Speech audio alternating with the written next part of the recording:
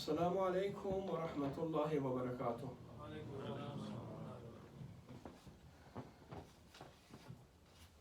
اللہ اکبر، اللہ اکبر، لا الہ الا اللہ واللہ اکبر، اللہ اکبر وللہ الحمد، الحمد للہ علی ما ہدانا ولہ الشکر علی ما اولانا۔ اعوذ باللہ السمیع العلیم من الشیطان اللعین الرجیم، بسم اللہ الرحمن الرحیم۔ الحمد للہ الذی ہدانا لدینہ الذی ارتضاہ وسبیلہ الذی اصطفاہ ونصرنا لما یوجب زلفۃ لدیہ والوصول الیہ، فامرنا بصیام شہر رمضان الذی انزل فیہ القرآن وجعل فیہ لیلۃ القدر التي هي خیر من الف شہر وهو شهر الله وسید الشہور وهو شهر التوبہ وشهر المغفرہ، فصمنا نہارا وقمنا لیلا على تقصیر وعدینا فیہ من حقہ قلیلا من کثیر، حتی فارقنا عند تمام وقت وانقطاع مدت، فنحن مودعه وداع من أعز فراقه علينا وأوحشنا انصرافه عنا، قائلون السلام عليك يا شهر الله الأكبر ويا عيد أولياء الله الأعظم، اللهم فارحمنا برحمتك وعممنا بعافيتك، ألا إن هذا اليوم يوم جعله الله لكم عيدا وجعلكم له أحلى، فاذكروا الله يذكركم وكبروه وسبحوه وادعوه يستجب لكم، وأدوا فطرتكم فإنها سنة نبيكم، فأخرجوا من كل واحد من عيالكم ساعة من بر أو شعير أو تمر أو عنب، إن أحسن الحديث كتاب الله العزيز الحكيم، قال الله سبحانه وتعالى بسم الله الرحمن الرحيم قد أفلح من تزكى وذكر اسم ربه فصلى۔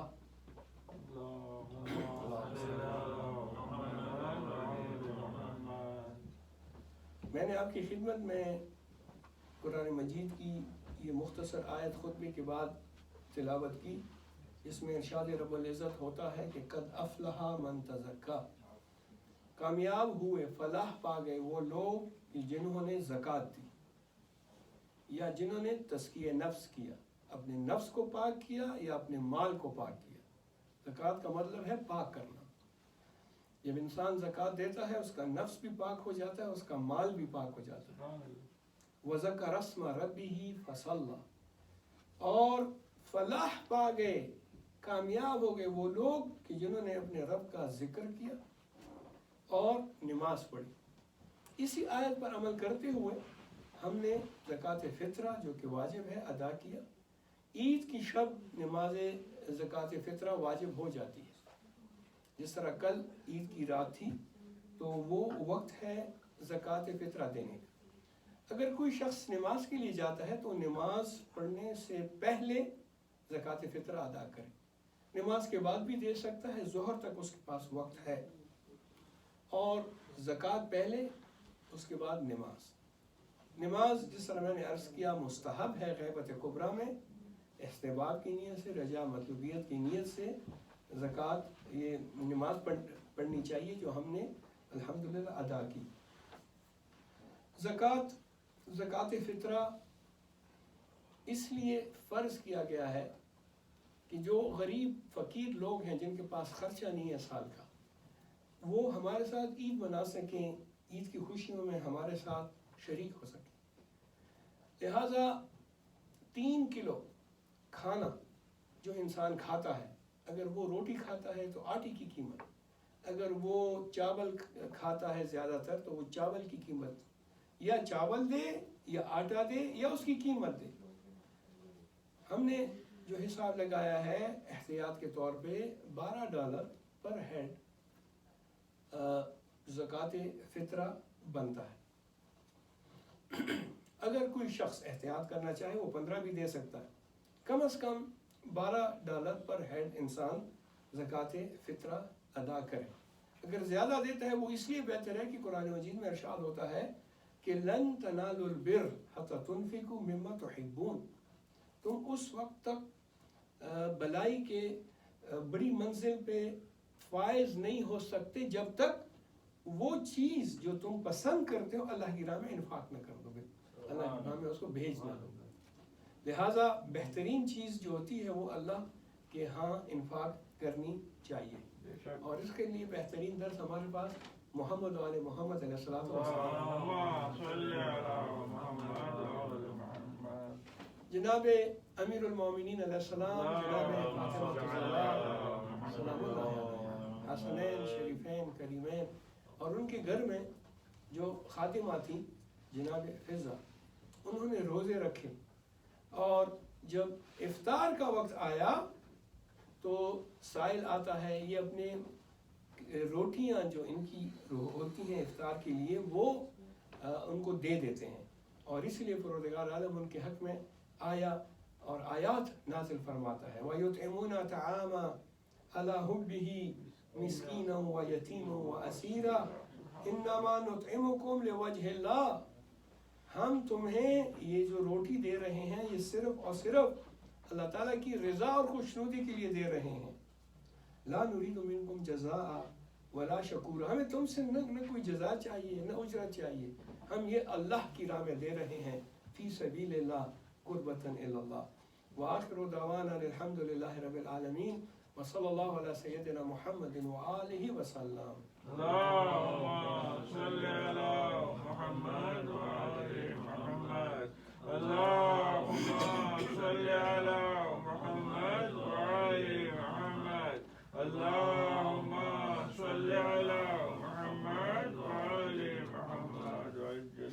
اعوذ باللہ السمیع العلیم من الشیطان اللعین الرجیم، بسم اللہ الرحمن الرحیم، الحمد للہ الذی لا الہ الا هو الواحد الاحد الصمد الذی لم يتخذ صاحبة ولا ولدا، واشهد ان محمدا عبده ورسوله اللهم صل على محمد وآل محمد، وان علیا امیر المومنین وسید الوصیین، وأن ذريته المعصومين أئمتنا، أوصيكم عباد الله بتقوى الله واغتنام طاعته وإعداد العمل الصالح في هذه الأيام الفانية الخالية قبل أن يحجم عليكم الموت الذي لا محرم منه ولا مفر۔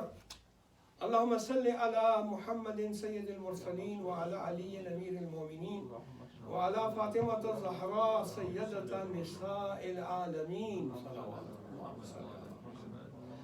وعلى الحسن والحسين سيدي شباب أهل الجنة، وعلى علي بن الحسين ومحمد بن علي وجعفر بن محمد وموسى بن جعفر وعلي بن موسى ومحمد بن علي وعلي بن محمد والحسن بن علي والخلف القائم المهدي المنتظر الحجة بعد آبائه على خلقه، وعجل لنا لحم ظهورا إنهم يرونه بعيدا ونراه قريبا برحمتك يا أرحم الراحمين، اللهم صل على محمد۔ أما بعد، قال الله سبحانه وتعالى بسم الله الرحمن الرحيم إن الله يأمر بالعدل والإحسان وإيتاء ذي القربى وينهى عن الفحشاء والمنكر والبغي يعظكم لعلكم تذكرون۔ دوسرے خطبے میں نے جو آیہ کریمہ آپ کی خدمت میں تلاوت کی سورہ نحل کی 90 نمبر کی آیت ہے۔ ارشاد رب العزت ہوتا ہے اس میں شک نہیں کہ خدا انصاف اور نیکی اور قرابت داروں کو کچھ دینے کا حکم کرتا ہے، اور بدکاری اور ناشائستہ حرکتوں اور سرکشی کرنے کو منع کرتا ہے، اور تمہیں نصیحت کرتا ہے تاکہ تم نصیحت حاصل کرو۔ اللہ تعالیٰ خود بھی عادل ہے، اور وہ یہ چاہتا ہے کہ ان کے بندوں کے درمیان بھی عدل اور انصاف ہو۔ عدل اس وقت تک نہیں آ سکتا جب تک انسان اپنے آپ سے شروع نہ کرے۔ معاشرے کے لیے عدل کا ہونا بہت ضروری ہے۔ اور معاشرے میں یہ سب کا فرض بنتا ہے. جس طرح امر بالمعروف و نہی عن المنکر اجتماعی فریضہ ہے، اسی طرح عدالت اجتماعی بھی پورے کمیونٹی کا فریضہ ہے کہ اس کے لیے کوشش کریں. آج کل کے جو حالات ہم دیکھ رہے ہیں دنیا میں، اس میں آپ دیکھ رہے ہیں کہ دہشت گردی سر فہرست ہے. بے گناہوں کو قتل کیا جا رہا ہے، ان کا خون بہایا جا رہا ہے، اور جو مظلوم ہیں، مستضعفین ہیں، ان کا کوئی دیکھ بھال کرنے والا، ان کی حمایت کرنے والا نہیں ہے. اور اس سے بڑا ظلم یہ ہے کہ جو لوگ ظلم کر رہے ہیں ان کے ظلم پہ باقی لوگ خاموش ہیں. کوئی آواز بلند نہیں کرتا، کوئی اعتراض نہیں کرتا. اور اس لیے تمام لوگ جو اس معاملے میں خاموش ہیں وہ اللہ کے سامنے جواب دہ ہیں. حضرت کی بڑی خوبصورت حدیث ہے، فرماتے ہیں کہ من اصبح ولم يهتم بامور المسلمین فلیس بمسلم. اگر کوئی شخص صبح کرتا ہے، صبح اٹھتا ہے اور اس کو کوئی پرواہ نہیں ہے کہ اس کے مسلمان بھائیوں اور دینی بھائیوں کے ساتھ کیا ہو رہا ہے، تو یہ شخص مسلمان نہیں ہے. ابھی آپ نے دیکھا آخری عشرے میں، ماہ رمضان کے آخری عشرے میں کابل افغانستان میں ایک اسکول جس میں طالبات لڑکیاں جاتی تھیں اور اسکول میں وہ پڑھتی تھیں، ان کو کس طرح بے دردی کے ساتھ، اس مدرسے کا نام بھی دیکھیں، امام علیہ السلام کے نام، سید الشہداء اسکول، اس کے سامنے کس طرح بے دردی سے اس شخص نے اپنے آپ کو، یا جس طریقے سے، جو طریقہ اس نے استعمال کیا، جس میں کئی طالبات شہید ہو گئیں. وہ گئی تھیں پڑھنے کے لیے اسکول، مگر اسکول سے واپس اپنے گھر نہیں آئیں بلکہ جنت کی طرف چلی گئیں.